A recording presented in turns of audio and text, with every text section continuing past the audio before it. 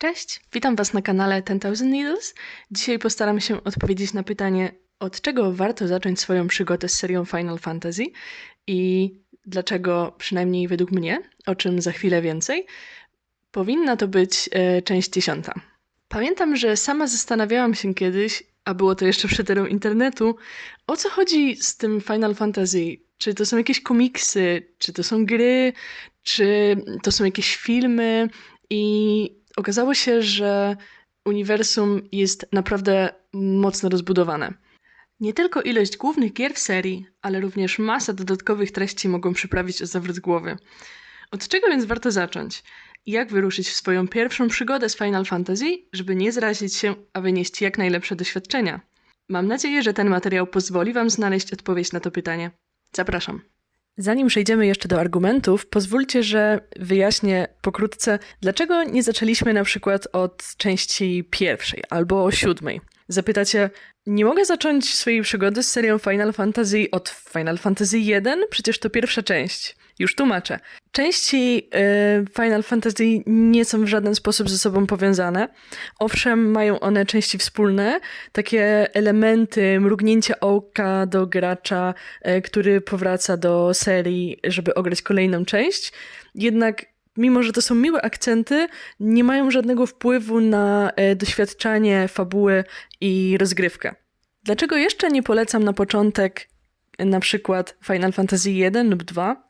Pierwsza część Final Fantasy ukazała się w 1987 roku, więc jak możecie się domyśleć, jest to już dość wiekowy twór. Imiona bohaterów, które widnieją na ekranie, to raczej ich funkcje, takie jak na przykład White Mage czy Warrior, natomiast sceneria, w której rozgrywa się walka, to po prostu czarne tło. Tak więc jeśli nie jesteście miłośnikami tak nienachalnej oprawy audiowizualnej, ani zaprawionymi w boju graczami JRPG, którym żaden grind nie straszny, polecałabym raczej zostawienie sobie tych części na dalszy etap przygody z serią Final Fantasy.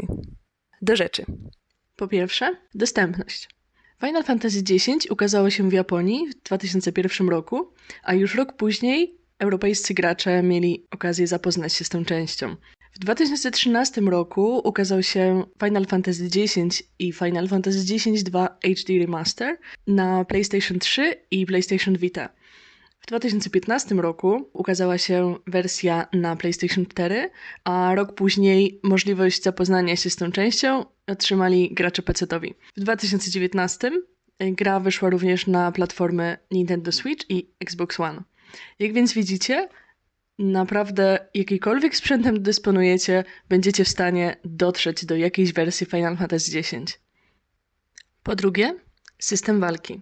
Final Fantasy X było pierwszą częścią, w której znany do tej pory Active Time Battle zastąpił Conditional Turn-Based Battle.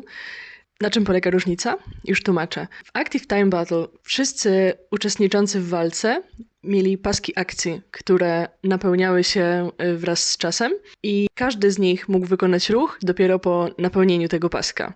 Natomiast jaka jest różnica w Final Fantasy X? Conditional Turn-Based Battle nie polega na zapełnianiu pasków akcji. Jest typowym turowym systemem, który pozwala ruszyć się tylko i wyłącznie postaci, której nadeszła właśnie kolej. Dlatego nie ma możliwości, żeby wróg ruszył się szybciej niż my, tylko dlatego, że rozważaliśmy, jakiego ataku użyć.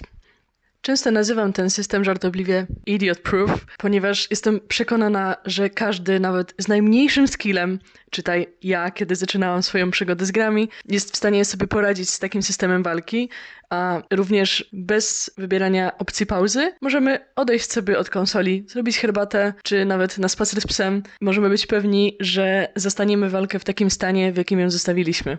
To ma również taki plus, że dostajemy nieskończony czas na zastanowienie się, jaką akcję wykonać. Po trzecie, unikalny świat przedstawiony. Założam to już od dawna, więc pozwólcie, że na potrzeby tego odcinka podzielimy sobie gry Final Fantasy na dwa rodzaje. Pierwsza grupa to części czerpiące inspiracje z czasów średniowiecznych, takie jak na przykład 5., 6. i 12. część, gdzie mamy do czynienia z zamkami, rycerzami, księżniczkami i wszystkimi tymi elementami charakterystycznymi dla monarchii. Przypuszczam, że dlatego, iż Japończycy nigdy nie mieli takiego systemu u siebie, bardzo lubią wykorzystywać ten element w grach RPG, które tworzą. A druga grupa to części przedstawiające światy raczej bliższe naszej współczesności lub nawet futurystyczne, jak na przykład Final Fantasy VIII. Natomiast Final Fantasy X jest oryginalna z tego powodu, że tak naprawdę nie należy do ani jednej, ani drugiej z tych grup. Świat przedstawiony jest naprawdę unikalny. Wiele miejsc inspirowanych jest faktycznymi lokalizacjami na Ziemi, ale system polityczny, religijny i rasowy, który tam się pojawia, nie przypomina niczego, co do tej pory mogliśmy spotkać w grach z tej serii. Gdybym miała to jakoś porównać, powiedziałabym chyba, że kreacja i przedstawienie świata w Final Fantasy X najbardziej przywodzi na myśl jakąś egzotyczną baśń. Mamy tutaj do czynienia z wieloma rasami, więc obok zwykłych ludzi mamy również Albet, którzy są, można powiedzieć, ludźmi pustyni i co ciekawe, operują swoim własnym językiem, który jest tak naprawdę szyfrem, ale jest to świeży, wzbogacający naszą rozgrywkę pomysł. Możemy spotkać również Ronso, kotoludzi z gór oraz tajemniczych Guado, a to tylko główne rasy, nie wspominając o pomniejszych, dziwnych stworzeniach, które napotkamy na swoich drogach podczas eksploracji świata. Po czwarte, dubbing. Może was to zdziwi, ale Final Fantasy X była pierwszą częścią w serii, w której postaci dostały własne głosy. Łatwo sobie wyobrazić, że jest to naprawdę wielki przełom, kiedy po 9 częściach zapoznawania się z fabułą i dialogami za pomocą charakterystycznych niebieskich okienek, w końcu możemy usłyszeć głosy postaci i przekazywane przez nich emocje. W wersji angielskiej swoich głosów użyczyli m.in. James Arnold Taylor w roli Tydusa, którego możecie również kojarzyć z roli Obiego-Wan Kenobi w Wojnie Klonów oraz głosu Ratcheta. Jako Riku wystąpiła Tara Strong, która użyczyła również głosu Twilight Sparkle w angielskiej wersji My Little Pony, jak również Bajce w angielskiej wersji Atomówek. Co ciekawe, aktor John DiMaggio wcielił się zarówno w Łakę, jak i Kimariego, a możecie jego głos kojarzyć na przykład z Futuramy. W japońskiej wersji językowej Tydusowi głosu użyczył Masakazu Morita, którego możecie kojarzyć z Dragon Ball Super, gdzie wystąpił jako Whis, lub z Bleacha, gdzie podłożył głos Kurosagiemu. Natomiast Kazuya Nakai, który wcielił się w Łakę, może być wam znany z roli Zoro w One Piece. Po piąte, pierwsza część w serii w pełnym 3D. 7. część Final Fantasy była przełomowa pod tym względem, iż była pierwszą częścią, w której zaczęto wykorzystywać trójwymiarowe modele postaci poza cutscenkami. Jednak, jak łatwo zauważyć, są to dość archaiczne próby i dzisiaj raczej powodują uśmiech politowania i sentyment niż prawdziwy podziw. Natomiast na przestrzeni kolejnych części ta technologia znacznie się rozwinęła i w części 10 możemy już obserwować w pełni wymodelowane trójwymiarowe postaci, jak i większość świata również pojawia się w 3D. Tak więc podczas walki możemy obserwować naszych bohaterów pod różnymi kątami, a w trakcie dialogów śledzić ich emocje. Synchronizacja mowy z ich ustami nie jest wprawdzie idealna, ale sami musicie przyznać, że w porównaniu z poprzednią częścią jest to naprawdę duży skok. Mam nadzieję, że moje argumenty dotyczące tego, że Final Fantasy X jest najlepszą częścią, żeby zacząć swoją przygodę z serią, pomogły was przekonać?